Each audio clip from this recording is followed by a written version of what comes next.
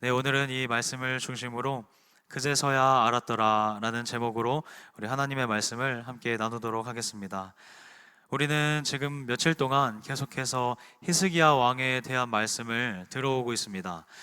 하나님께 대하여 깨어 있었던 이 히스기야 왕을 통해서 남유다라는 이 나라는 영적인 그 부흥을 경험하게 되죠. 오늘은 그의 뒤를 이어서 왕이 된 그의 아들 므낫세에 대한 말씀이 기록되어져 있습니다.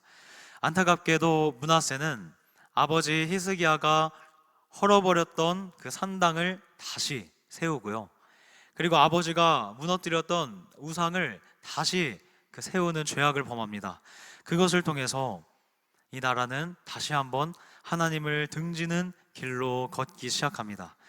오늘의 말씀은 그에 대한 하나님의 징계로 시작이 되고 있는데요. 우리 첫 번째 읽었던 말씀 10절과 11절 말씀을 통해서 그 내용을 한 번 더 확인해 보도록 하겠습니다. 함께 읽겠습니다. 여호와께서 므낫세와 그의 백성에게 이르셨으나 그들이 듣지 아니하므로 여호와께서 아수르 왕의 군대 지휘관들이 와서 치게 하심에 그들이 므낫세를 사로잡고 쇠사슬로 결박하여 바벨론으로 끌고 간지라. 아멘. 이 남유다는요, 아수르 왕의 군대에 의하여 공격을 당하게 됩니다. 이 또한 하나님께서 허락해 주신 일이죠.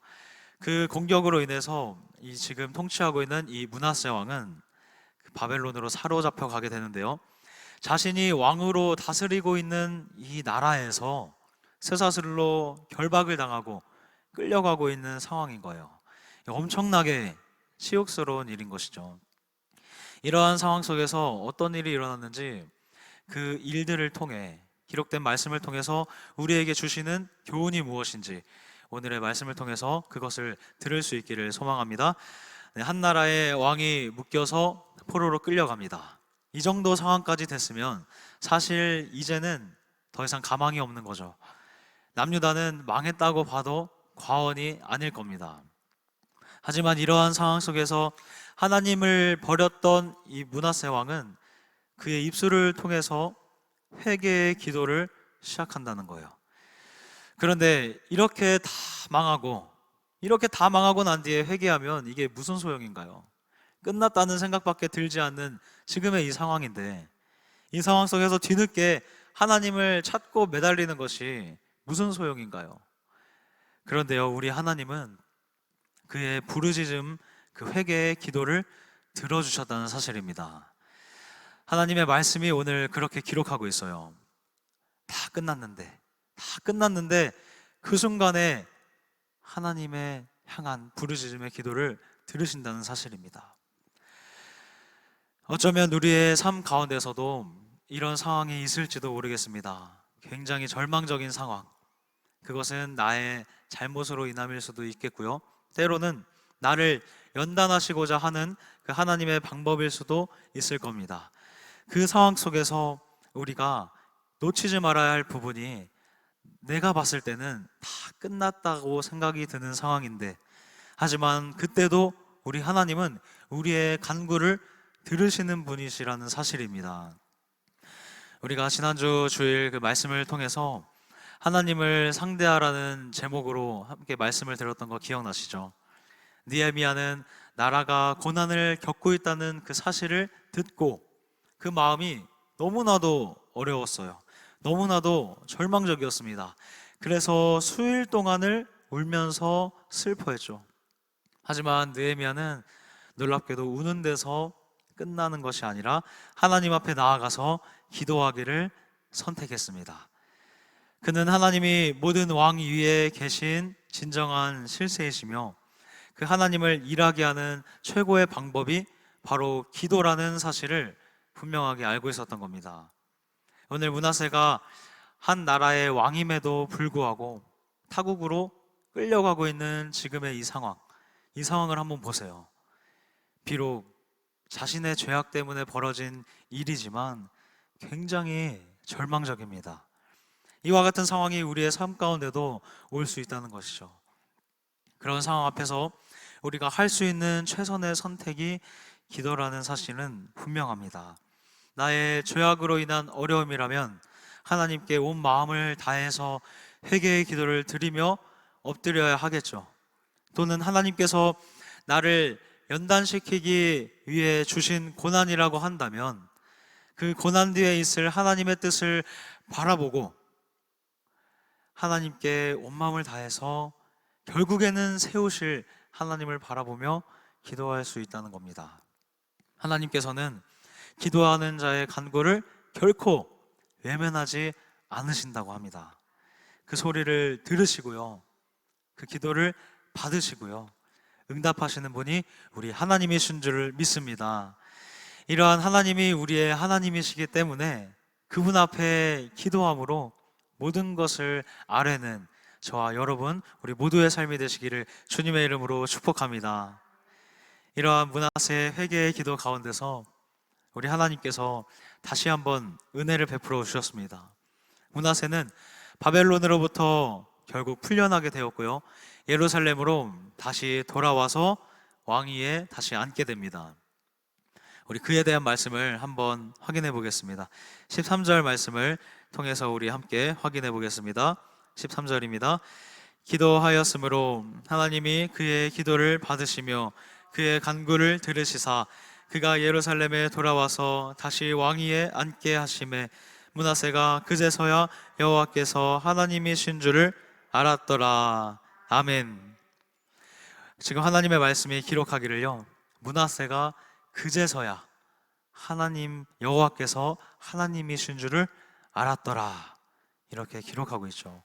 그제서야 하나님을 알게 된 겁니다.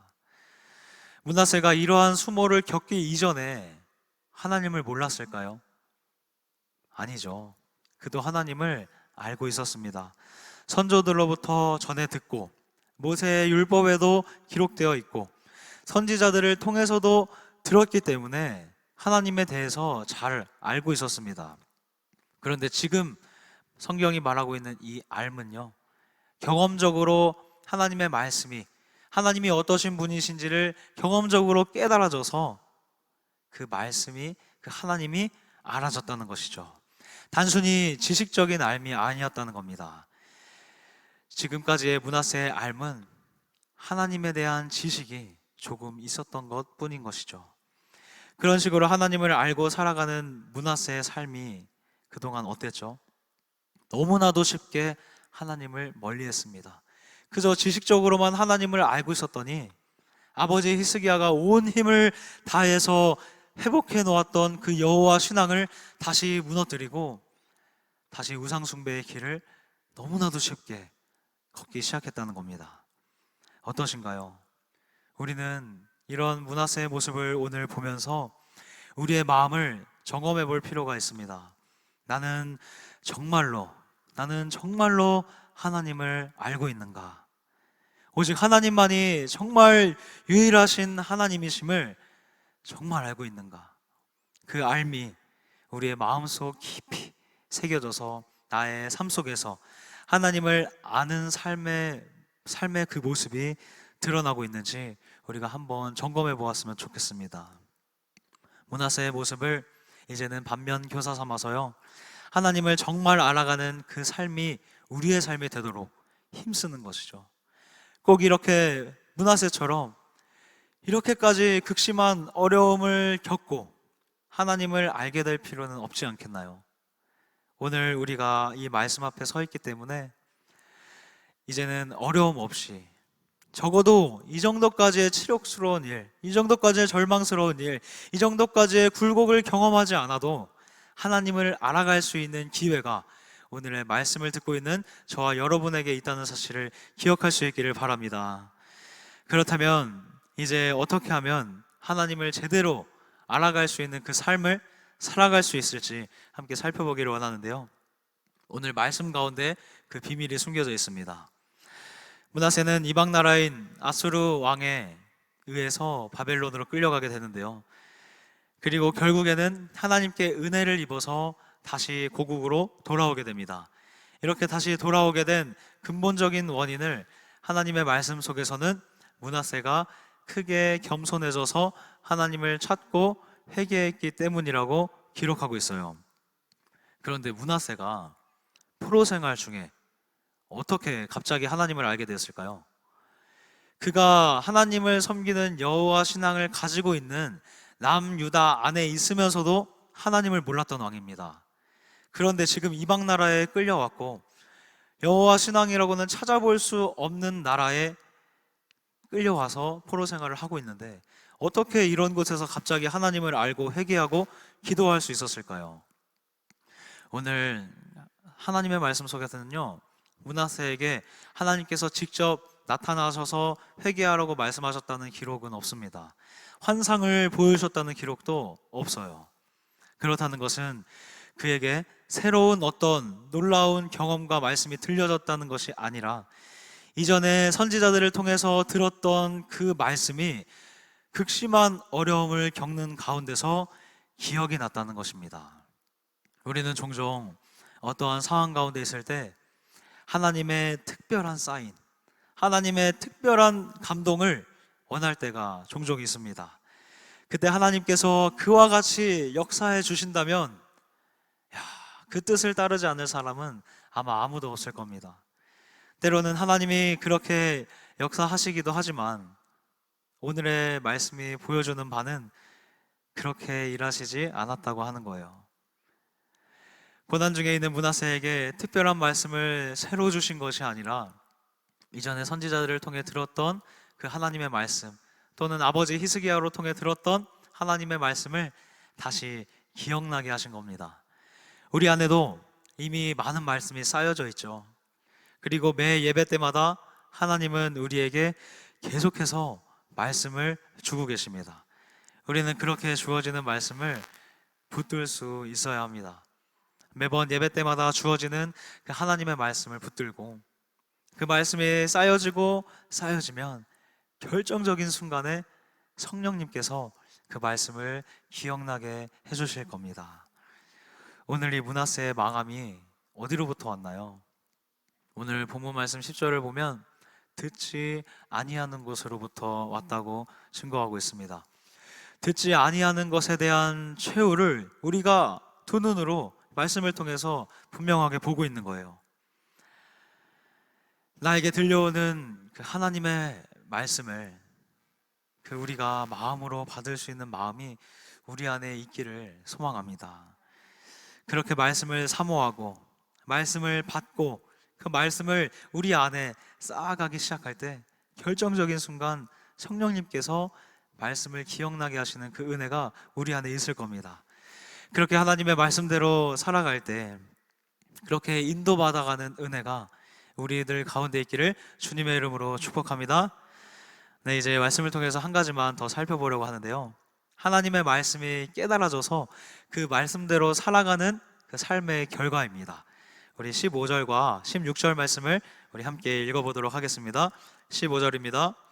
이방 신들과 여호와의 전의 우상을 제거하며 여호와의 전을 건축한 사내와 예루살렘에 쌓은 모든 제단들을 다 성 밖에 던지고 여호와의 제단을 보수하고 화목제와 감사제를 그 제단 위에 드리고 유다를 명령하여 이스라엘 하나님 여호와를 섬기라 하매.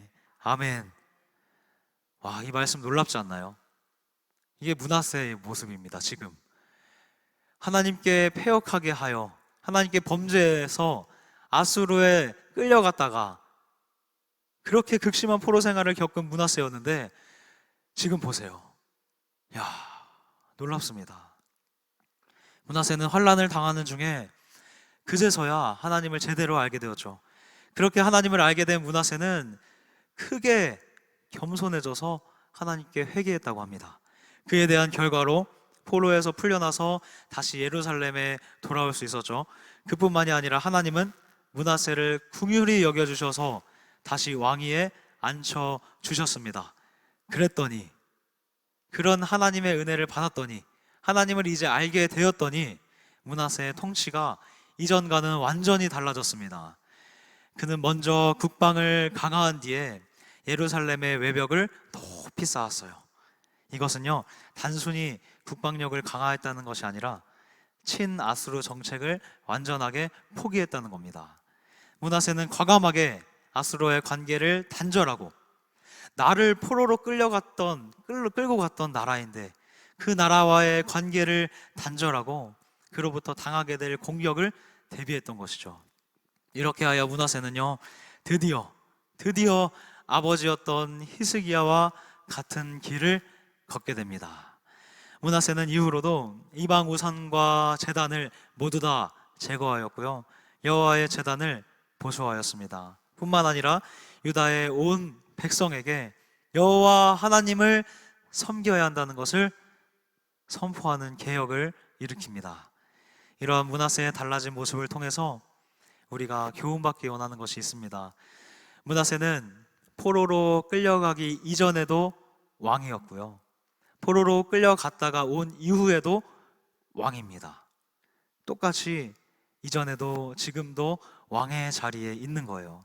하지만요, 놀라운 것은 이렇게 같은 왕의 자리에 있지만 하나님을 제대로 알게 된 지금은 그의 마음과 행동이 완전하게 달라졌다는 겁니다. 이것이 말하는 것이 무엇인가요?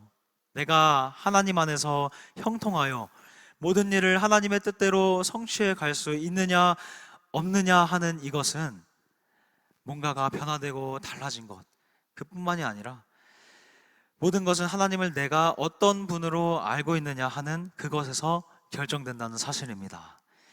이 사람이 또 저 사람이 똑같은 일을 해도 하나님을 제대로 알고 믿는 그 사람이 하면 그 일이 완전히 달라지는 것이죠. 지금 이 자리에 있는 우리 모두에게는 각자의 삶의 자리에서 하나님께서 맡겨주신 그 일들이 각자 있습니다. 누구는 직장의 일로, 또 누구는 사업으로, 또 누구는 교회를 섬기는 일로, 이렇게 각자에게 주어진 일의 종류는 다르지만요, 우리가 모두가 공통적으로 갖고 있는 그 마음은 이 나에게 맡겨주신 이 일로 정말 하나님의 영광을 한번 나타내 봤으면 좋겠다, 정말 하나님의 나라가 확장되는 것을 내가 경험하고 많은 열매를 맺어봤으면 좋겠다, 이 마음이 우리 모두가 하는 일 가운데 있지 않나요? 오늘 주어진 하나님의 말씀은 그렇게 정말 하나님의 영광을 나타내기 원한다면 가장 먼저 전심전력해야 되는 것이 하나님과의 관계를 회복하고 하나님을 제대로 알아가는 그것에 힘쓰라고 증거하고 있습니다. 지금 혹시 삶의 자리에서 잘 풀리지 않는 일이 있으신가요? 혹시 하시는 일 가운데 문제가 있거나 혹시 뭔가 돌파하기를 원하는데 돌파되지 않고 막혀 있는 것 같은 마음이 드시는 그런 일들이 혹시 있으신가요? 만약 그렇다면요, 오늘의 말씀을 붙들고 그 일을 해결하려고 그 여러 가지 방법을 찾기 이전에 하나님을 상대했던 그 느헤미야와 같이 오늘 하나님을 제대로 알게 된 이 므낫세와 같이 진정으로 하나님을 알아가는 저와 여러분, 그것에 힘쓰는 저와 여러분이 되시기를 소망합니다. 그렇게 나와 하나님과의 관계가 회복이 일어난다면 하나님이 우리 삶에 맡겨주신 그 일들 가운데서도 놀라운 역사를 경험하게 될 줄로 믿습니다. 우리는 이제 오늘 증거된 이 므낫세의 인생을 이제 교훈 삼아서 나에게는 어려움과 그리고 문제를 하나님과의 관계를 회복하는 기회로 삼을 수 있었으면 좋겠어요.